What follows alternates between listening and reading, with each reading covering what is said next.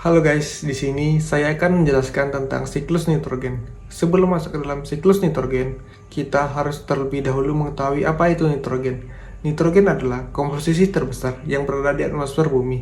Di atmosfer bumi terdapat beberapa gas di antaranya, yaitu nitrogen, oksigen, dan argon. Nitrogen adalah unsur penting penunjang kehidupan hewan maupun manusia yang membutuhkan nitrogen untuk pertumbuhan dan perkembangannya.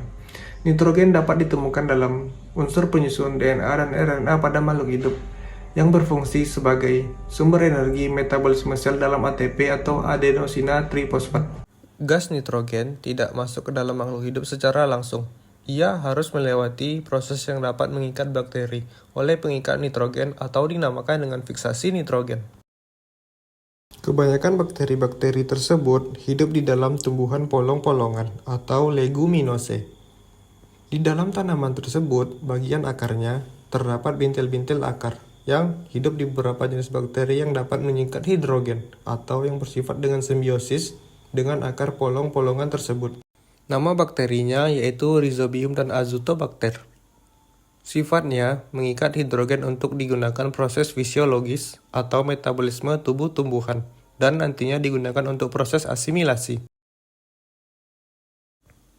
Pada proses daur nitrogen terdapat gambar hewan dan tumbuhan.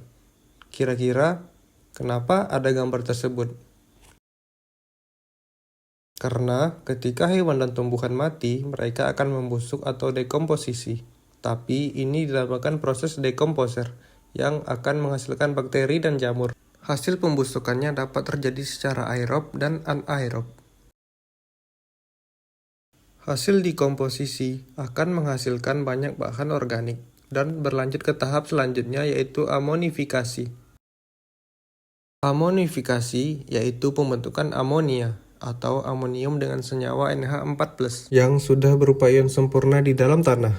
Kalau NH3 itu masih berupa ionisasi. Nah, jika bentuknya sudah berupa senyawa NH4+, itu merupakan ionisasi yang sudah sempurna. Dari amonia atau amonium ini kemudian terjadi proses nitrifikasi, di mana terjadi perubahan antara amonia menjadi nitrit atau senyawa NO2-. Proses ini dibantu oleh bakteri aerob yang terdapat di dalam tanah. Jenis bakterinya adalah Nitrosomonas dan bakteri Nitrosococcus. Kemudian, dari nitrit dilanjutkan kembali ke yang lebih kompleks senyawanya, yaitu NO3- atau nitrat. Dan proses ini dinamakan dengan proses nitratasi. Proses ini juga dibantu oleh bakteri yaitu Nitrobacter.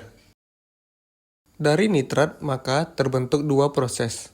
Proses yang pertama dinamakan proses asimilasi, yang boleh langsung dipakai oleh tumbuhan untuk mendukung proses metabolisme dalam tubuh tumbuhan.